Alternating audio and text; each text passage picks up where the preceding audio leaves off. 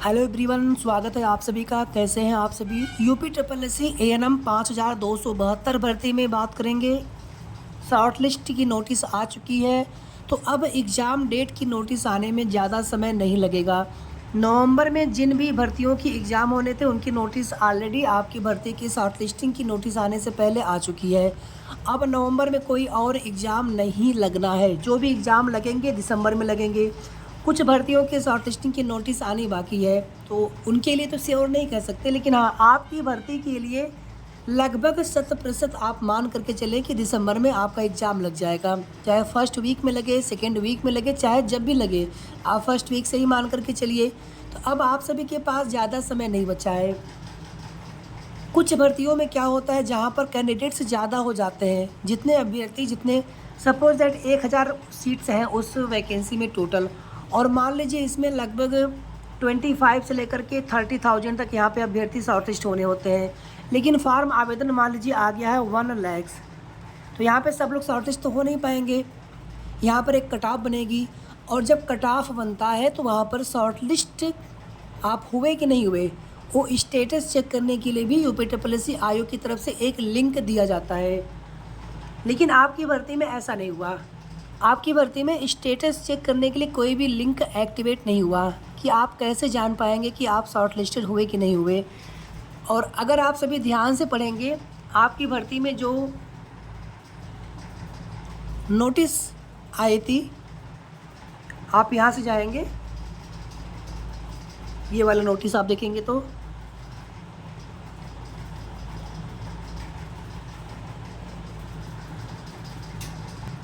जिसमें ये स्पष्ट लिखा हुआ है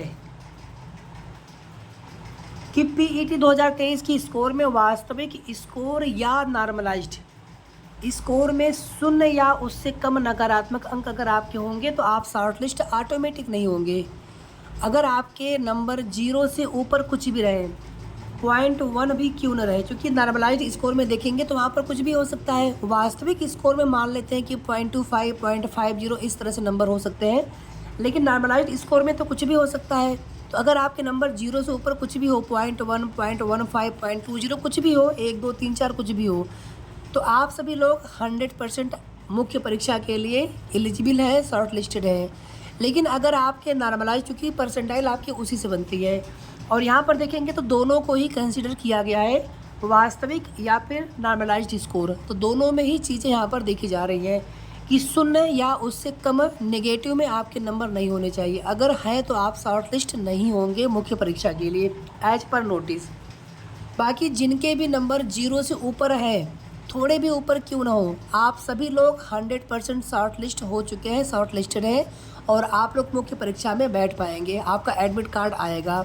और जो लोग शॉर्ट लिस्टेड नहीं होंगे, ना तो आप मुख्य परीक्षा के लिए फ़ीस पेमेंट कर पाएंगे, आपका लॉगिन ही नहीं होगा वहाँ पे जब मुख्य परीक्षा के लिए फ़ीस पेमेंट के लिए लिंक एक्टिवेट होगा तो, और ना ही आपका एडमिट कार्ड आएगा।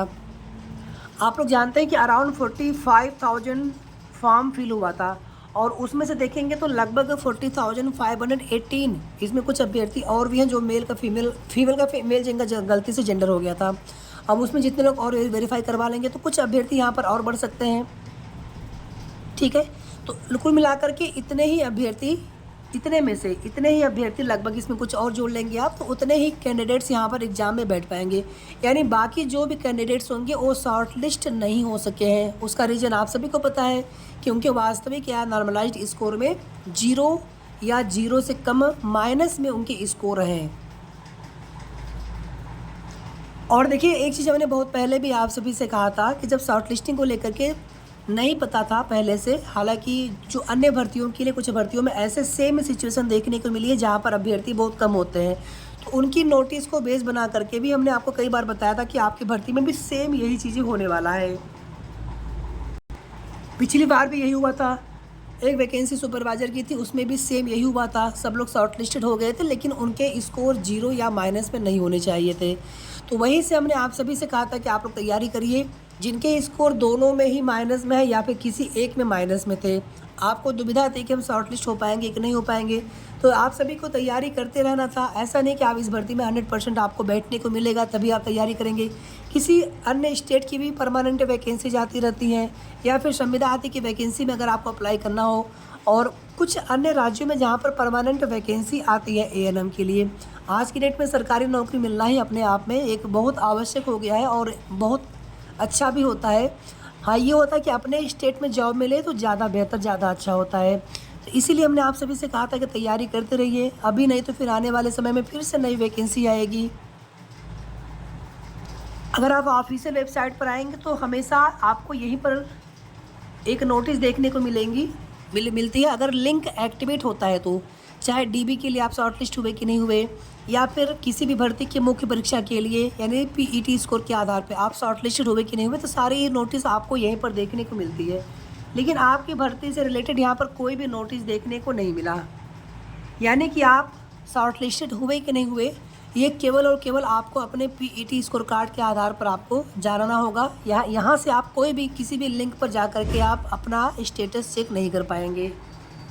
तो स्टेटस चेक करने के लिए आप लोग बिल्कुल भी परेशान मत होइए। अब कुल मिला कर के जिनको डाउट है, डाउट सिर्फ उन्हीं लोगों को होगा आप में से जिनके स्कोर दोनों में माइनस में होंगे, तो आप बिल्कुल आप शॉर्टलिस्टेड नहीं हुए हैं या फिर किसी एक में हैं तो आपको डाउट होगा कि हम शॉर्टलिस्टेड होंगे कि नहीं होंगे।